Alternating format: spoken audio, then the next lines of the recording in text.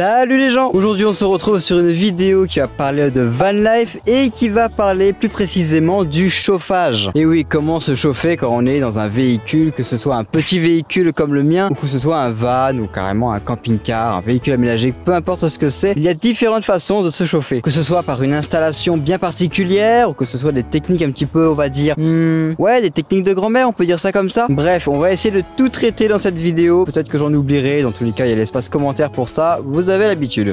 Mais avant de parler chauffage, il est important de poser les bases. Première base à poser, vu qu'on va parler de chauffage, il est important aussi de parler d'isolation. Et oui, parce que c'est bien beau de chauffer l'intérieur, mais si votre véhicule n'est pas suffisamment bien isolé, peu importe le type de chauffage que vous allez mettre, il va très vite se dissiper. Donc il est vraiment important d'isoler votre véhicule, que ce soit avec de la laine de verre notamment, ou la laine de mouton, que ce soit avec du liège aussi. Il y a beaucoup d'isolations en liège qui se font, le liège est vraiment très efficace d'ailleurs, parce que c'est très fin et très isolant pour ce que c'est. Ou même encore de l'isolation avec de la paille de riz. Oui, ça existe et d'ailleurs c'est assez en vogue parce que ça coûte pas très cher et ça fonctionne plutôt bien. Et évidemment dans l'isolation, faut pas oublier non plus d'isoler tout ce qui est volé, tous les ouvrables qu'il y a dans votre voiture. C'est très important de les isoler aussi parce que c'est par là que la chaleur va s'évacuer principalement, évidemment. Et même si on parle d'isolation, il reste quand même très important de ne pas boucher les aérations de vos véhicules ou même d'en créer des aérations. Parce que malheureusement, il y a certains types de chauffage qui peuvent tout simplement créer du monoxyde de carbone et c'est un gaz qui est donc inodore, incolore, je sais plus. Bref, l'aération c'est très important. Il est aussi important de se munir d'un petit détecteur de monoxyde de carbone. C'est pas un truc qui coûte extrêmement cher, c'est très facile à installer. Et dans nos véhicules qui sont bien souvent très petits, c'est très important d'en avoir parce que même si il faut aérer le plus souvent possible, le monoxyde de carbone est tout simplement un gaz qui est mortel. Donc évidemment, dotez-vous d'un détecteur de monoxyde de carbone. C'est pas le prix que ça coûte, c'est pas l'installation qui est chiante, donc autant le faire. Et dernière base aussi qu'il est important de poser dans certains des chauffages que je vais vous citer, certaines installations dont je vais vous citer, il va falloir que votre véhicule passe aux normes VASP. Je sais même plus ce que ça veut dire VASP d'ailleurs. Je vous le note juste là, mais je sais même plus ce que ça veut dire. Bref, c'est une norme disant que votre véhicule maintenant est un véhicule aménagé, on va dire, très en profondeur. Par exemple, moi, pour mon type d'aménagement, j'ai pas besoin de passer en VASP, même pour la batterie auxiliaire, j'en ai pas besoin. Mais pour certaines installations de chauffage, c'est assez important, donc renseignez-vous là-dessus sur le type de chauffage que vous allez choisir parce qu'il nécessitera certainement cette norme et du coup, ça engendrera certainement quelques coûts supplémentaires, un contrôle technique supplémentaire. Bref, renseignez-vous sur tout ce qui est VASP, c'est assez important. Premier type de chauffage qui est très en vogue parce qu'il fonctionne vraiment très bien, ça s'appelle le chauffage à air pulsé. Qu'est-ce que c'est que ce type de chauffage? Et bien tout simplement, ça va prendre l'air ambiant qu'il y a dans votre véhicule et ça va le chauffer et le ressortir directement. Normalement, on le met en sortie basse parce que l'air chaud, évidemment, ça monte et ça fonctionne vraiment très bien. Et d'ailleurs, ça fonctionne soit au gaz, soit au carburant. Et ce qui est très bien dans cette installation, c'est que le carburant qu'utilise ce type de chauffage peut être le même type de carburant que votre véhicule. Donc, vous pouvez brancher ce chauffage directement au réservoir de votre véhicule. Et du coup, quand vous faites un plein d'essence, ça comptera aussi pour votre chauffage. Et c'est assez intéressant d'avoir qu'un seul type de carburant, que ce soit pour rouler comme pour vous chauffer. L'avantage de ce type de chauffage, c'est que ça chauffe extrêmement vite. Vraiment, vous n'avez pas besoin de l'allumer pendant 107 ans. Ça chauffe directement l'air, ça l'expulse et c'est réglé. En moins de 5 minutes, un petit espace comme celui-ci, il est largement chauffé. Ou même un petit camion, je ne sais pas, un genre de trafic. Je suis sûr qu'en 5 minutes, même pas, ça y est, c'est chauffé, vraiment. L'autre avantage qui n'est pas du tout anecdotique, c'est qu'il est très compact et très léger. Surtout très compact, c'est surtout ça son avantage. Parce que c'est bien connu, quand on est dans un véhicule aménagé, le manque de place, c'est le nerf de la guerre, quoi. Vraiment, on cherche toujours à avoir plus de place et tout. Parce qu'on n'en a pas, c'est bien ça le problème. Donc du coup, le fait qu'il soit très compact, c'est vraiment intéressant pour le coup. Et en vrai, c'est assez facile à installer, vraiment. Le seul inconvénient qu'il peut avoir, c'est que, vu que ça chauffe l'air, l'air, c'est pas un combustible en soi. L'air, il se dissipe, il va très vite se refroidir. Il va falloir le redémarrer pour réchauffer l'air ambiant, etc., etc.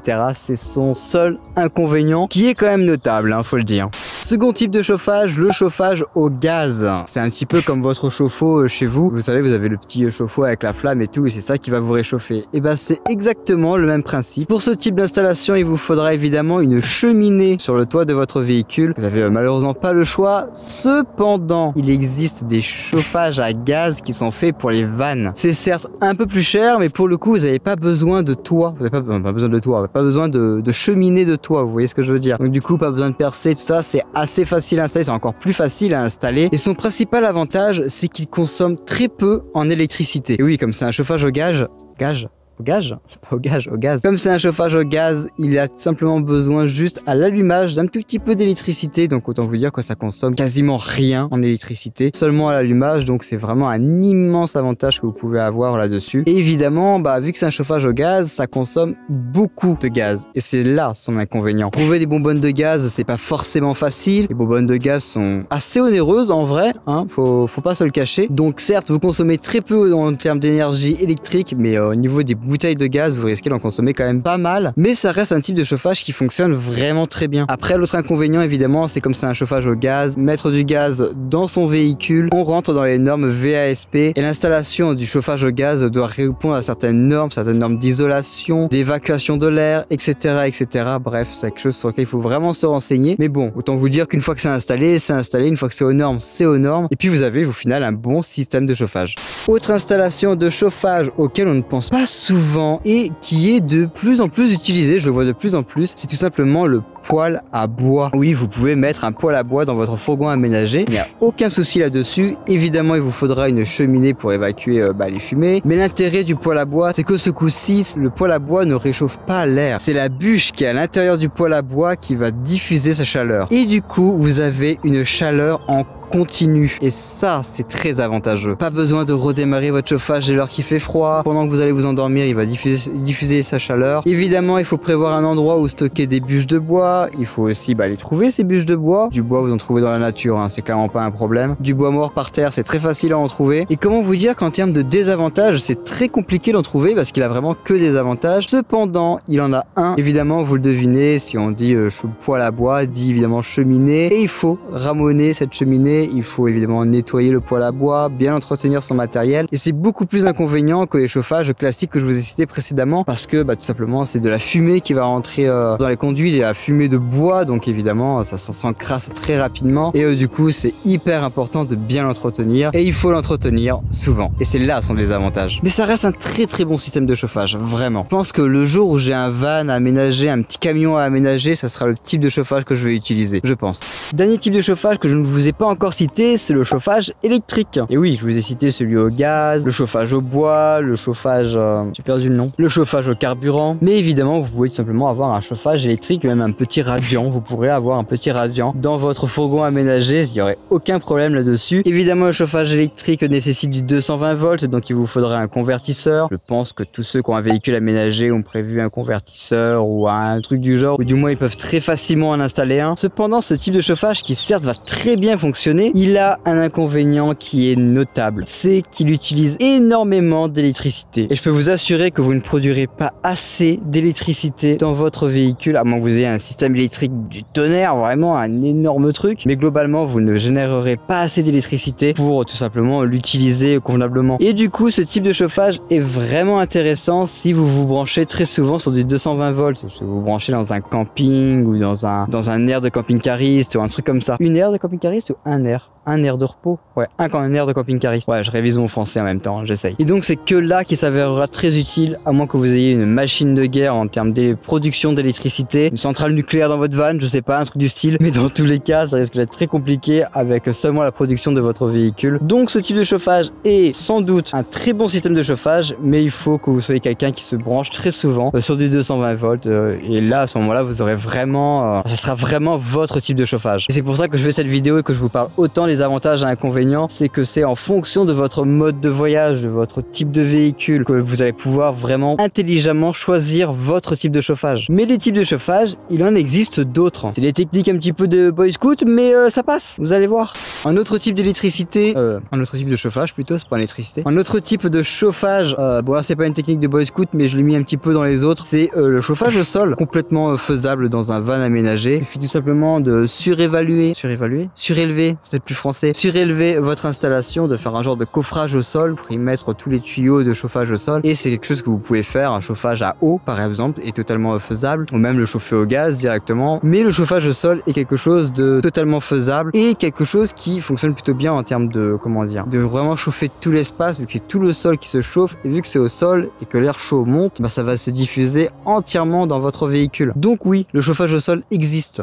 Bon, et maintenant on va passer un petit peu aux techniques de grand-mère, si je puis dire. L'une des techniques qui est certainement la seule que je vais vous citer, parce que c'est la seule qui à mon sens est réellement efficace. Peut-être qu'il y en a d'autres, mais malheureusement je les connais pas. C'est tout simplement la pierre réfractaire. La pierre réfractaire a pour vertu de garder la chaleur. Et c'est exactement ça qu'on va utiliser. Comment faire pour réchauffer une pierre réfractaire? C'est très simple. Vous mettez un réchaud, vous mettez la pierre réfractaire au-dessus, vous chauffez la pierre réfractaire pendant, allez, 5 minutes, 5-10 minutes peut-être. Vous éteignez votre réchaud et vous laissez la pierre réfractaire diffuser la chaleur dans votre véhicule. Et ça marche très bien parce que ce coup-ci, ce qu'on chauffe, pareil, ce n'est pas l'air qu'on réchauffe, c'est la pierre. La pierre, elle va garder sa chaleur pendant très longtemps et la diffuser du coup dans votre véhicule pendant très longtemps aussi. Et ça fonctionne vraiment très bien. Évidemment, ne touchez pas la pierre réfractaire une fois qu'elle est chauffée parce qu'elle va vous exploser dans les mains, elle va se péter en je ne sais combien de morceaux et c'est très chaud aussi, donc évitez de la toucher. Je le dis parce que il y a eu pas mal d'accidents là-dessus, hein, de gens qui se sont dit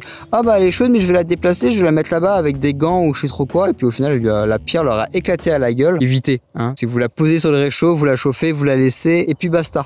Dans les autres façons de vous réchauffer, c'est tout simplement de vous réchauffer votre corps, et c'est notamment la nuit qu'on se doit se réchauffer. C'est la nuit qui fait le plus froid, évidemment. Et le truc le plus simple mais le plus con du monde aussi, c'est tout simplement d'avoir un excellent sac de couchage. Moi dans mon véhicule, je n'ai pas de système de chauffage. La technique de la pierre réfractaire, je l'ai fait une fois pour essayer. Ça a plus que très bien fonctionné, je peux vous l'assurer. Mais sinon, non, je n'ai pas d'installation de chauffage. Je n'ai strictement rien. Je n'ai pas de soufflant ou quoi que ce soit pour me réchauffer. J'ai tout simplement mon sac de couchage qui résiste aux fortes températures. Et c'est là qu'il faut bien choisir son sac de couchage. L'intérêt du sac de couchage, c'est tout simplement qu'il va garder la chaleur humaine, la chaleur qui émane de votre corps. Même s'il fait très froid, même si vous avez froid, votre corps émane forcément de la chaleur. Et du coup, le mettre dans un bon sac de couchage, bah, ça va enfermer la chaleur et ça va vous réchauffer. Et en vrai, comme je vous ai dit, c'est l'une des techniques les plus bêtes au monde, mais ça fonctionne très bien. Il m'est arrivé maintes et maintes fois de finir genre dans les Pyrénées ou dans les Alpes où il faisait hyper froid, il faisait des températures négatives dehors, mais j'étais trop bien, vraiment. En très peu de temps, je me suis réchauffé et ça suffisait amplement pour dormir, vraiment. Donc prenez un bon sac de couchage avec les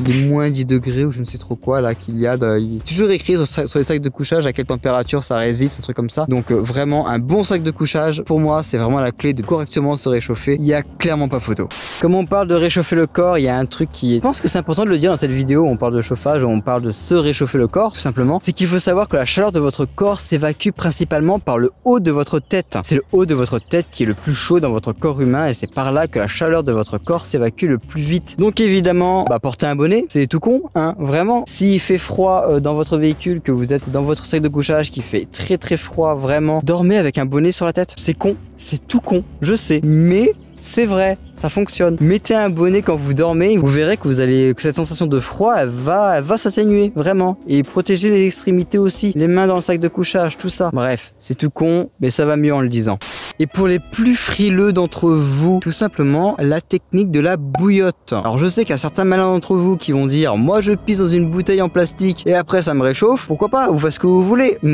Mais en vrai, la bouillotte, oui, c'est une très bonne technique si vous avez moyen de chauffer de l'eau directement avec un petit réchaud, une poêle et de l'eau, et vous chauffez de l'eau, vous mettez ça dans une bouillotte et tout, et ben ça fonctionnera très bien pour vous réchauffer. Et la bouillotte met quand même pas mal de temps avant de se refroidir, donc ça a moyen de bien vous réchauffer. Vous mettez ça dans votre sac de couchage, ça va réchauffer aussi dans le sac de couchage. En vrai, ça fonctionne plutôt bien, c'est une très bonne technique. Ou sinon, là c'est pour les frileux de l'extrême, c'est tout simplement la chaufferette électrique. En vrai, ça ressemble à un genre de mini disque dur externe que vous branchez en USB dans votre voiture. Il va se charger en électricité et du coup, quand vous l'allumez, ben, elle va tout simplement chauffer et ça vous fait une petite chaufferette à main. Perso, c'est un truc que j'utilise pas du tout, mais pourquoi pas, ça peut fonctionner, voilà.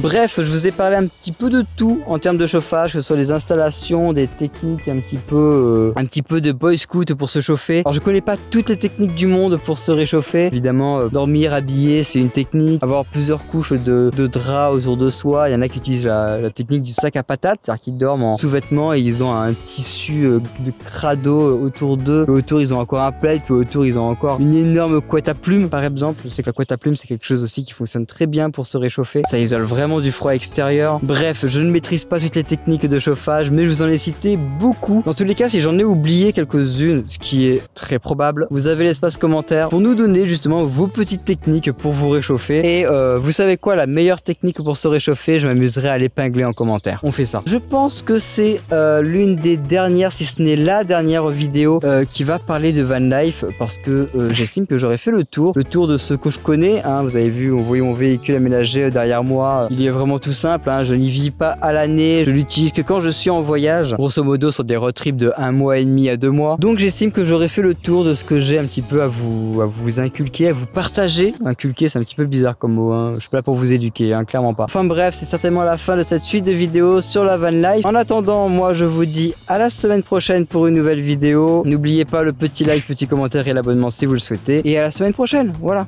Allez, ciao.